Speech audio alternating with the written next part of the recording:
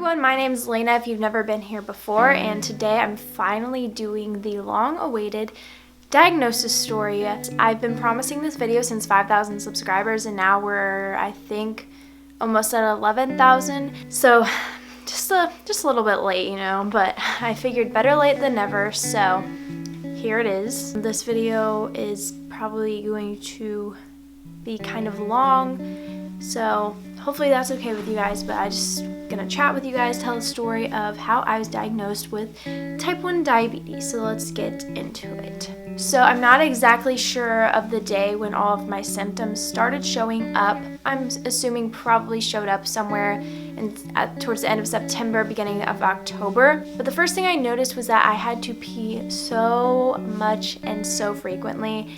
And this had to do with because I was so thirsty and drinking so much water. I vividly remember one time I was in the car and we drove to Kohl's, I think, to go shopping or something. And I was so thirsty, I think I probably had gotten a drink when we were back at home.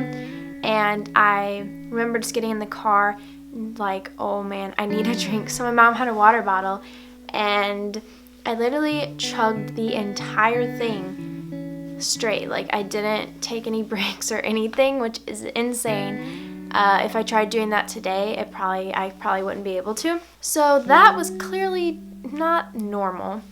And other than those two symptoms, I really did not notice anything else major. I don't remember my stomach hurting. I don't really remember anything else, any of the other symptoms that they say people have. But then again, I think we caught my diabetes pretty early on because whenever I went to the ER, my blood sugar was not high at all, but I'll get into that in just a few minutes. My mom's dad has type 1 diabetes. So my mom and dad knew the symptoms to be watching for me and my sister because they knew that we had a higher chance since it runs kind of in the family. So they knew the symptoms and they were like, okay, something's not right because I was peeing, getting up in the middle of the night so often. So they went ahead and scheduled me an appointment. So my doctor's appointment was on Friday, October 9th, and up to this appointment, things just kept getting worse and worse. I had to pee so bad, and it felt so weird because it was I don't know, it did not feel right. And I couldn't get any good sleep because I had to keep getting up every few hours to pee. It was insane. Another thing actually I do remember was that I started to slim down and lose a little bit of weight. It wasn't drastic like some people I know. It's crazy that it was 20 pounds.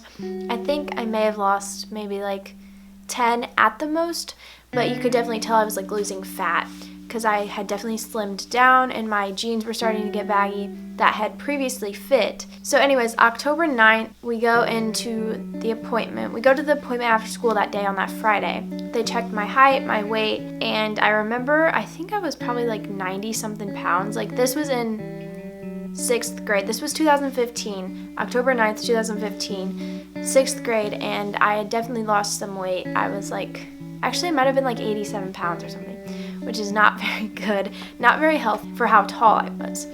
So definitely I had lost weight. And then the next thing they did was they asked me some questions, what my symptoms were, and I told them that I had to pee so much, drinking a ton of water. And then they checked my pee for ketones. And back then, I literally had no clue what any of this was. I didn't know. And my parents did not tell me that they thought it was type 1 diabetes because they didn't want to scare me, So I had no idea what was happening. I just thought something was wrong and okay, we'll fix it and it'll be all back to normal again. Little did I know that it would not be back to normal again. So we go into there, they checked for ketones, and I had large ketones. Literally, I had no clue what that meant back then. I was okay, is that good or bad? I was I didn't know that was bad. So they told me that I had large ketones, and they thought that I probably had type 1 diabetes. Now, they could not actually check my blood sugar there because they said that they had to do it at the hospital. So after they told me that they thought it was type 1 diabetes, I started crying and I did not know what it was at all. So they said that we need to drive straight to the hospital, and we went to Children's Hospital that day. That's where I currently go for all my endo appointments now. So we drove there, and I remember On the drive there, I was asking my dad all these questions about like what type 1 diabetes was, what it meant, why I had it, what caused it, all of these questions that I just didn't understand.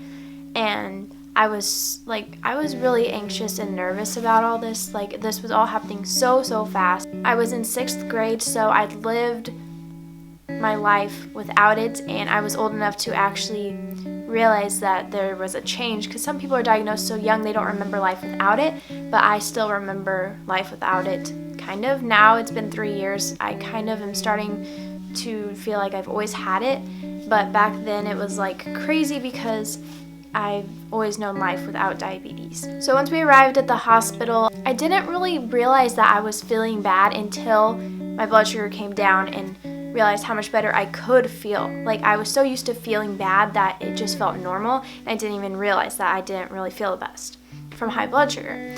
So we went in and they pricked my finger. This was the first time I've ever had my finger pricked, and I was so scared just for that. Little did I know I'd have to be getting a shot an hour later. So they pricked my finger. I was holding my dad's hand because I was so scared. I turned away, they pricked it, and I believe my blood sugar was 362. Now I'll put the conversion up on the screen for you guys, but if you guys know anything about diabetes, that is really not that high. Like, some people are diagnosed in the 800, 900, but I was only not even 400. Now that I look back at that, like, I've been 362 so many times since then, it's like not even super high. So after they pricked my finger, I believe we went into a room in the ER and they started an IV. This was my first IV. I remember the lady was super nice that did it. She was like asking me questions to distract me. I remember she asked me about piano and like songs I played, and I just remember that for some reason. So they did the IV in this arm, and then I remember having a little sticker, I think, on there, or something, like a little bear sticker. I don't know why I remember that. So they started that, and I'm not exactly sure what was in the IV. I'm sure it was insulin and like the IV fluid, but I'm sure there was insulin in that. I really didn't pay attention to that. I didn't know what insulin was at that point. So then we waited in the ER, like in that room, for quite a while until that night, and I had not eaten since lunch that day. And so we stayed in that room in the ER for like until 9 at night, I believe. And I was there for a long time. They wouldn't let me eat anything, clearly, because my blood sugar was so high and they needed to give me my shot. And so finally they had a room ready for me upstairs, like on a different level, not in the ER. And they said once we went up, I would get my first Lantus shot. And this was very confusing because I had no idea what Lantus was. So I think they did it in my leg for my first one, and I didn't feel it at all. And I'm not exactly sure about how my blood sugar was at that point. This was 3 years ago, so I'm not like positive about all these details, but I'm sure it was coming down some at that point, at least a little bit. They finally let me eat dinner that night at like 10 p.m. And so I got some dinner, got another shot of, I think it was either Novolog or Humalog. I'm on Novolog now, but they might have done Humalog while I was first diagnosed. But then after that, I slept through the night. They came in like every single hour, checking my blood sugar, checking my blood pressure, all of that fun stuff that's fun to do when you're in the hospital. Alright, my big camera just died, so now we're on my vlog camera. The quality has probably changed, and so has the audio, and I apologize for that. When you're in the hospital, like staying overnight, you don't really get much sleep because they were coming in every hour. And I remember my room this was my first time ever having to stay in the hospital, so I didn't know what to expect. Also, I remember they took me in a wheelchair like from the ER upstairs. It was pretty funny because they wanted to make sure I was okay and that I could walk okay. It was kind of funny. But there was another girl staying in my room, and it was kind of a coincidence because she was from the same, like, close to the town that I live in. It was like kind of weird. So after that night, I had my Lantus shot, my first fast-acting insulin. I think it was Humalog. The next day, I had a diabetes class. So I went into this class, and I remember talking about carb counting, what the carbs are in them, how to give an injection, all of that fun stuff, the basics of diabetes. They gave me a little bag to carry my supplies in, and they gave me a little silicone bracelet that said I was a type 1 diabetic. So basically the next few days were just full of learning and what diabetes was, how to manage it, everything in between, and it was just pretty much overwhelming.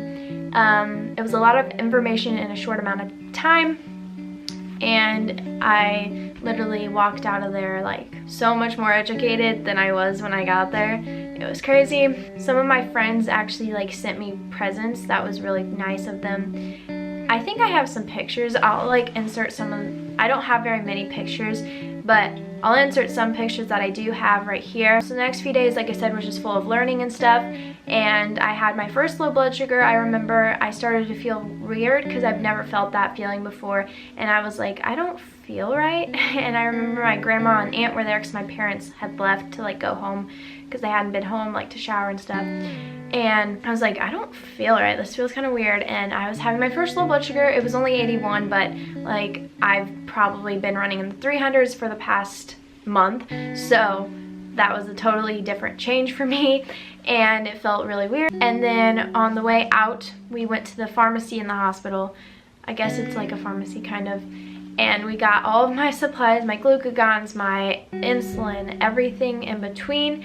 And we went home with this giant bag, and on the way home, I was just thinking, that was crazy. And I remember thinking, I'm not ready for this. Like, I forgot everything I learned, and I was just freaking out a little bit. But now to this day, I've learned how to manage it, and every day I learn a little bit more how to manage my blood sugar, and each day I'm getting a little bit better, I would think. So I've come a long way since then. It's been 3 years now, and yeah, so that's pretty much my diagnosis story summed up into this video. So hopefully you enjoyed, and hopefully it was worth the wait. I know I've been keeping you guys waiting for a long time, but here it is.